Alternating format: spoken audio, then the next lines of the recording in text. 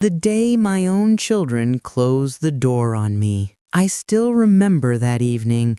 The air was quiet, too quiet for a house that once echoed with laughter and little footsteps. The walls, which had seen my children grow up, suddenly felt cold and empty. I stood near the doorway, holding my small bag, listening to the sound of the latch closing behind me.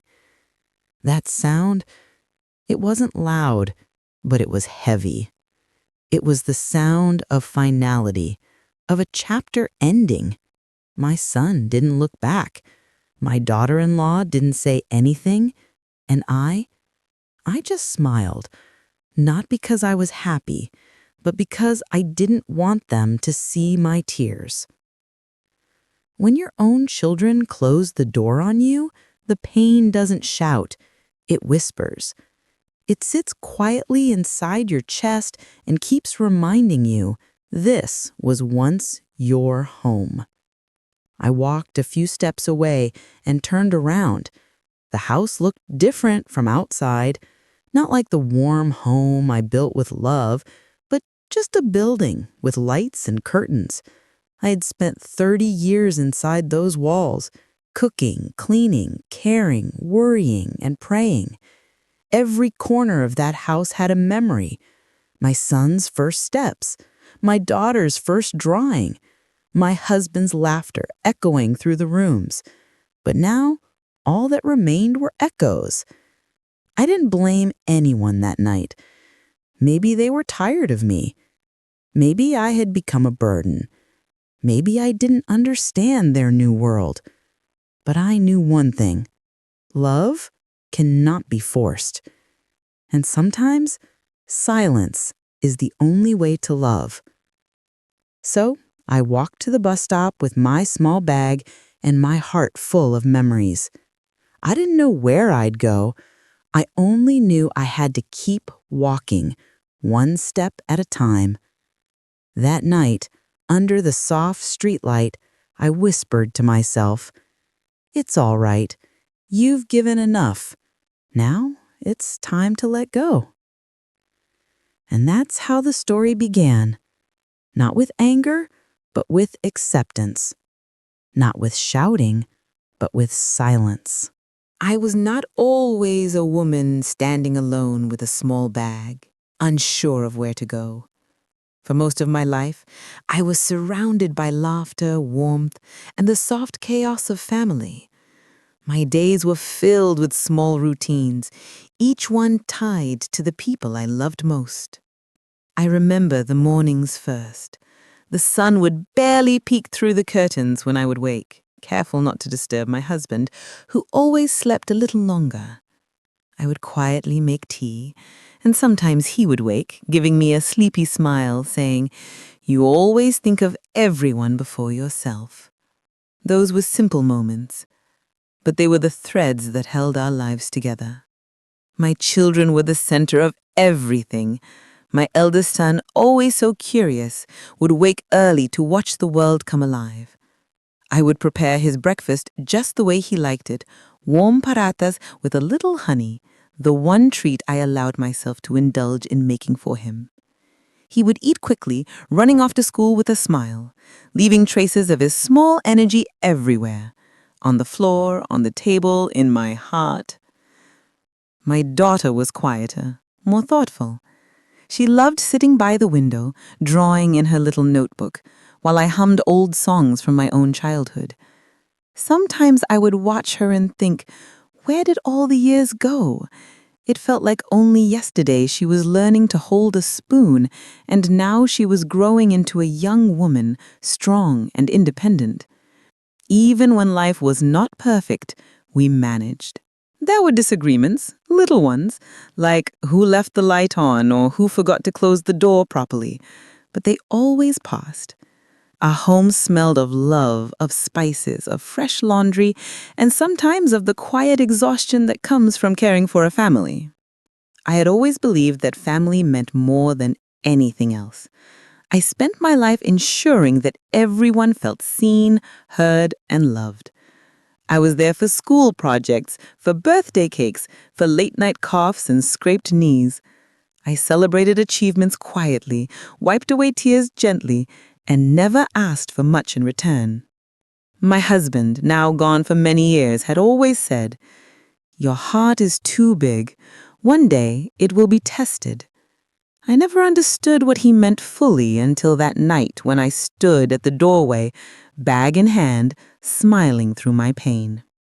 Even as the children grew, I thought my love was enough. I didn't mind giving them space to explore their own lives. I welcomed their friends, their partners, their choices. My hope was simple, that love given freely would be returned, even if in small ways. The house was always alive with sounds. Laughter, arguments, music, footsteps running down the hall.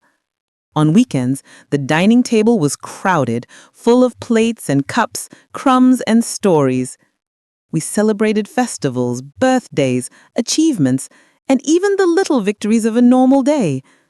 Every corner of the home was filled with memory, and I thought it would always be that way. But life, as it often does, moves quietly toward change. It creeps in slowly, almost imperceptibly, until one day, you wake up and find the world you knew has shifted. The laughter grows quieter, the smiles become rarer, conversations are shorter, and little by little, the space that was once full begins to feel smaller. I noticed it first in small ways. My son no longer called to tell me about his day. My daughter's messages became fewer, shorter. Even my daughter-in-law, who had once welcomed me warmly, began to give excuses. She was busy, she had plans, she needed privacy. I understood, of course. Families change, children grow, new routines emerge. But something deeper had begun, something I could feel but could not name. It was in the subtle shifts that I first felt the coldness creeping in. The polite nod instead of a hug, the hurried glance instead of a shared smile, the closed doors instead of open ones. I did not confront it immediately. I watched quietly, as one does when love is patient and forgiving. Sometimes I wondered if I had done something wrong. Perhaps I had spoken too much. Perhaps I cared too much. Perhaps I had failed to give them the independence they wanted. But each thought was gentle, careful. I did not want to accuse. I only wanted to understand. I told myself that love was enough, that patience would endure, that time would heal any discomfort.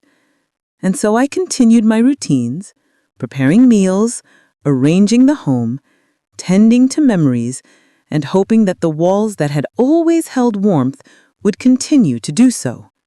But the change had already begun, and soon it would be too late to stop it. It started with small things. At first, I didn't think much of them. A short answer here, a missed greeting there. But over time, these small silences became louder than words. They filled the rooms, the hallways, and even my thoughts. One morning, I went into the kitchen as usual. I had prepared breakfast for everyone, the table set neatly, the aroma of fresh bread filling the air. My son came in, glanced at the food, and muttered, "I'm running late, I'll eat at work." He didn't smile, he didn't sit. He just left. I paused, holding a spoon, wondering if I had done something wrong. I had been cooking for him every morning for 25 years. Surely he knew I did it out of love. Later that day, my daughter-in-law asked me to help with some household chores. I went willingly, thinking it was a chance to be close. But she spoke sharply, in a tone I wasn't used to. "I don't have time for this right now," she said. "Maybe later." Her eyes avoided mine. Her words felt like a gentle push, but a push that stung more than any harsh shout could. I retreated quietly, choosing to sit by the window instead. I watched the street outside, thinking about how the seasons change slowly, quietly, without notice. And yet, inside my own home, things were shifting far faster than I could understand. The grandchildren began to act differently too. Where once they ran into my arms, now they hesitated. They looked at me politely, but the warmth was gone. I tried to laugh with them, play with them, but they seemed distracted, almost apologetic. And each time I felt it, a subtle reminder that my place in their hearts was no longer the same. I remember one evening clearly. The family was gathered for dinner, a rare moment when everyone was home. I brought my best dishes, hoping to create a small moment of joy, a flicker of the warmth we had always shared. But my son barely touched his food, and my daughter-in-law seemed tense, glancing at her phone every few seconds. Finally, she said quietly, "We've talked about this. It's better if you have your own space." My hands froze. I wanted to speak, to argue, to say that I had spent my life building this home with love, but I didn't. I simply nodded, swallowing the lump in my throat. I realized then that this was not about food or chores or even misunderstandings. This was about a change in hearts, a quiet drift that I could not stop. After that, the evenings grew longer and quieter. I spent hours sitting in my chair, staring at the walls that had once been alive with laughter.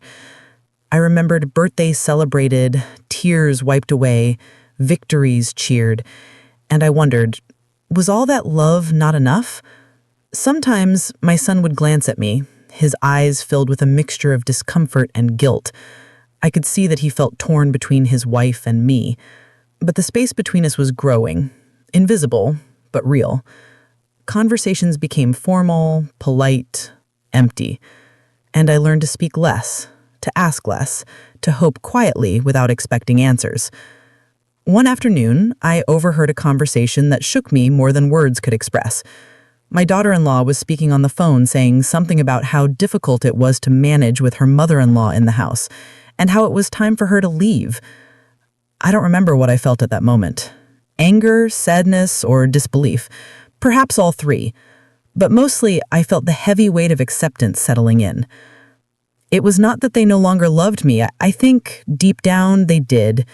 But life had shifted for them, and I had become a reminder of a past they were trying to move beyond.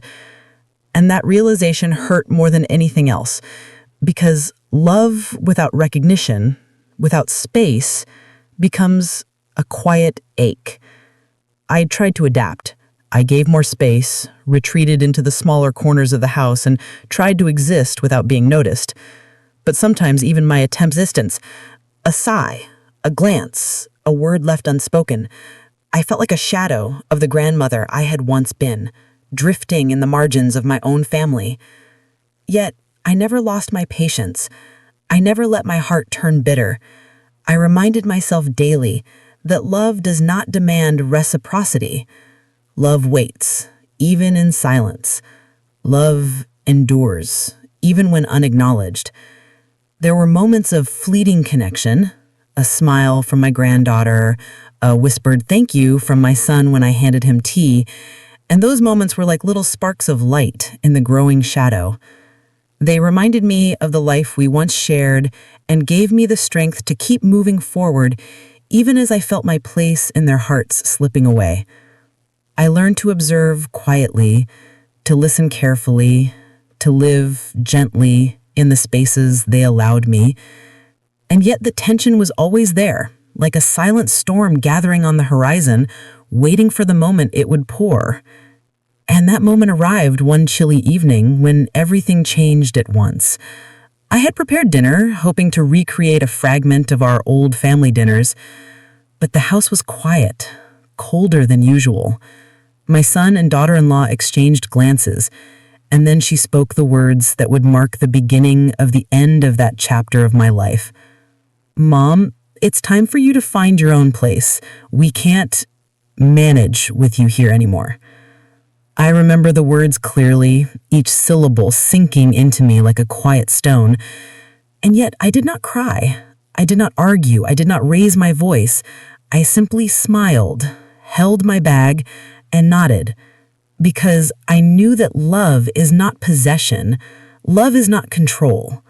Love is release. And sometimes release is the only way to continue loving without causing pain. That evening, I packed my small bag slowly. Every movement was deliberate, every step measured. I did not want to rush. I did not want my departure to feel hurried or chaotic. I wanted it to be gentle, because life, even in its most painful moments, deserves dignity. I paused at the doorway, looking back at the rooms I had spent decades caring for. Each corner held memories that could fill a lifetime. The dining table, where birthdays were celebrated. The living room, where laughter once echoed. The kitchen, where countless meals were prepared with love. And now all of it felt quiet, distant, like a painting I could no longer touch. My son watched from the hallway, his expression conflicted. I could see the love in his eyes, hidden beneath confusion and obligation. He wanted to say something, perhaps apologize, perhaps stop me, but the words never came. My daughter-in-law stood beside him, polite but firm, her lips pressed into a thin line, her hands folded. They were not cruel.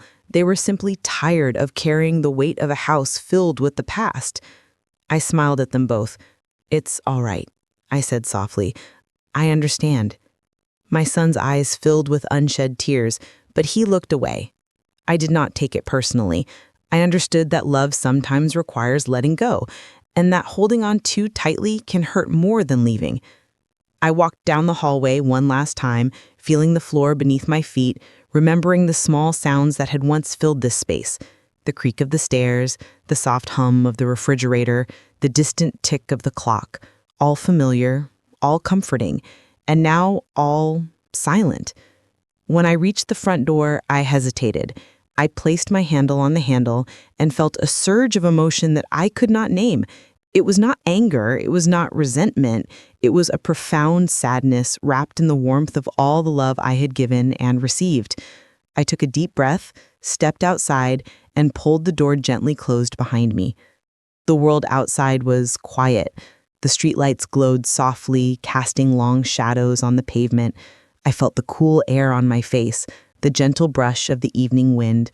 I walked slowly, each step carrying the weight of decades, but also the strength that had kept me moving all these years. As I walked, I thought about my life, about the love I had poured into my children, the sacrifices I had made without expecting anything in return.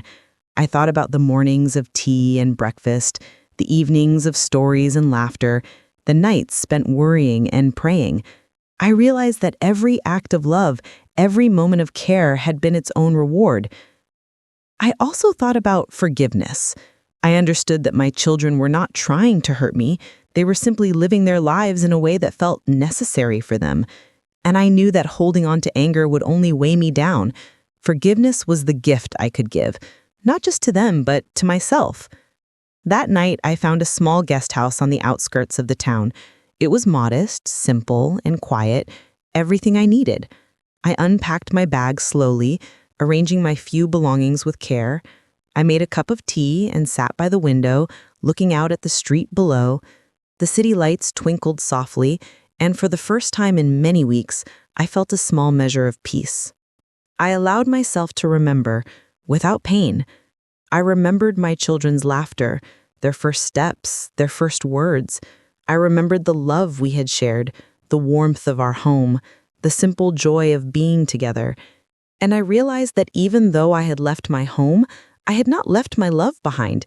It remained quiet and enduring in my heart. In the days that followed, I settled into my new routine. I walked in the mornings, read books in the afternoons, and cooked simple meals for myself in the evenings. I wrote letters to my children, not to demand attention or apology, but simply to let them know that I loved them and that I hoped they were well. Most of the letters went unanswered, but that did not matter. The act of writing, of expressing my love, brought me solace. Sometimes I saw my children from a distance. I watched them go about their lives, busy and preoccupied, and I felt no bitterness, no anger, only love and the quiet hope that they would remember the lessons I had tried to teach them, kindness, patience, and the enduring power of family. I also discovered something else, the beauty of solitude. Being alone did not mean being lonely. It meant having space to reflect, to heal, and to reconnect with the self that had always been there beneath the roles of mother, wife, and grandmother. I found joy in small things, the smell of fresh bread, the sound of birds in the morning, the gentle rhythm of my own heartbeat. And slowly, I began to understand the deepest truth of all, that love is not possession. It is not measured by proximity or attention. It is measured by the depth of feeling and the willingness to let go when necessary. I had loved fully, and that love remained untouched by circumstance. There were moments of sadness, of course, nights when the house felt too quiet, mornings when I missed the laughter and chaos of family life. But even in those moments, I reminded myself of the strength that had carried me here. I reminded myself that forgiveness was not weakness, but courage, that acceptance was not surrender, but wisdom. One evening, as I sat by the window with a cup of tea, I felt a gentle peace settle over me. I whispered softly to myself, I have done enough. I have loved enough, and I am enough. And in that moment, I realized that leaving my home had not taken away my life or my love. It had simply opened a new chapter, one where I could continue to live, to love, and to find joy on my own terms. Days turned into weeks, and weeks into months. I settled into a rhythm in my new space, a small, quiet home that I now called my own. At first, it felt strange. The absence of familiar voices, the lack of laughter, the emptiness of rooms, all of it pressed against me like a cold wind. But slowly, day by day, I learned to breathe differently, to move differently, to live gently without expecting the house to echo back my love.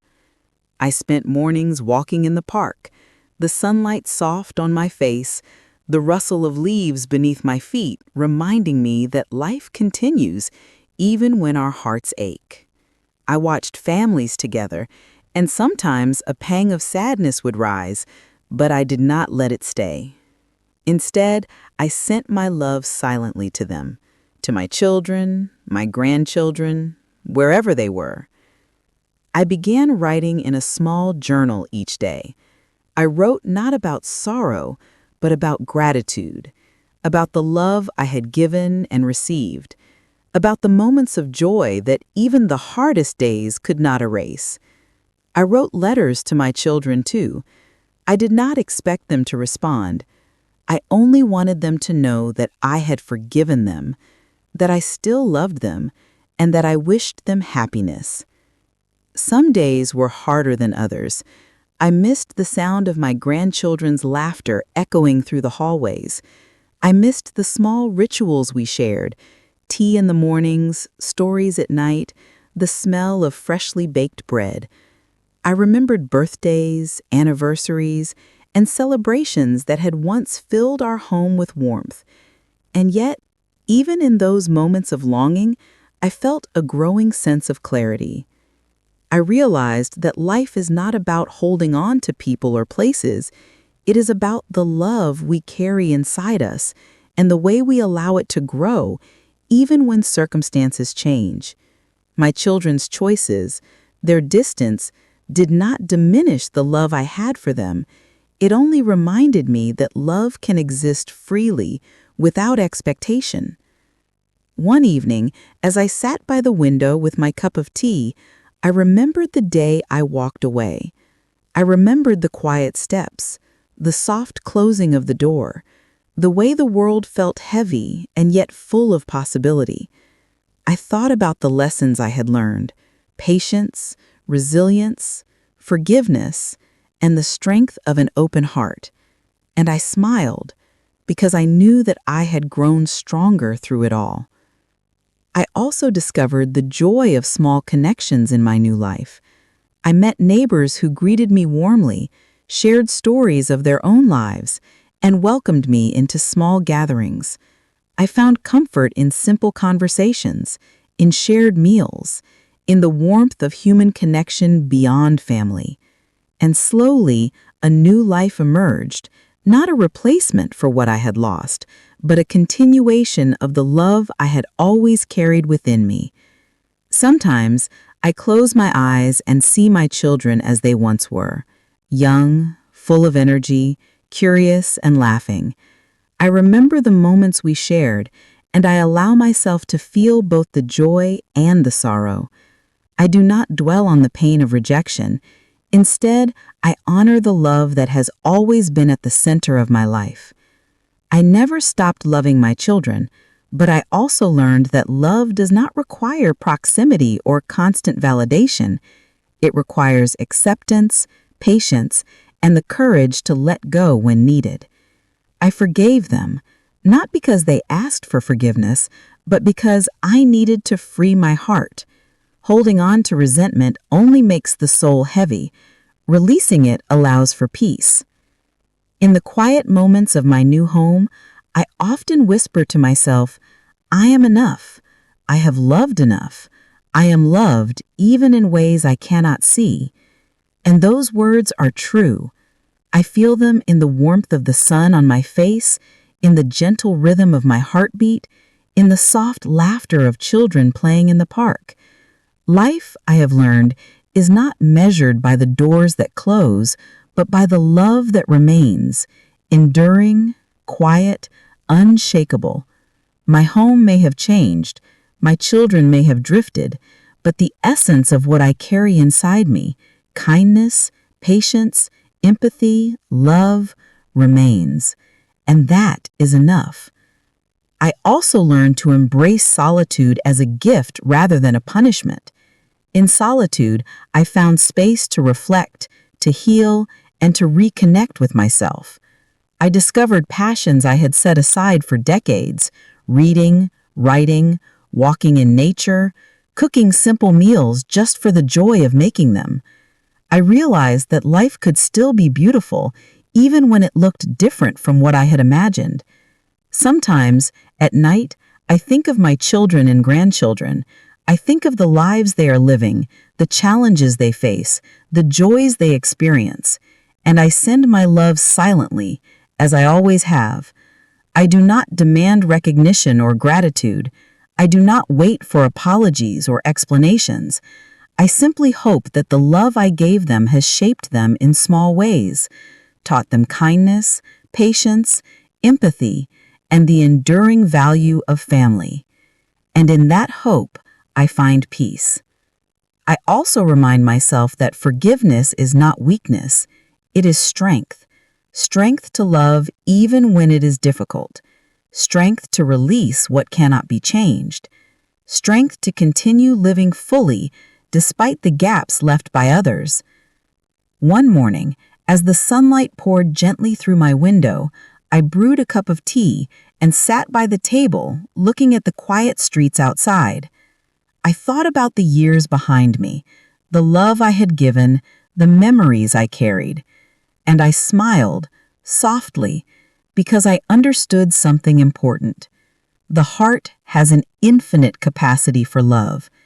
Even when doors close, even when people drift away, love endures.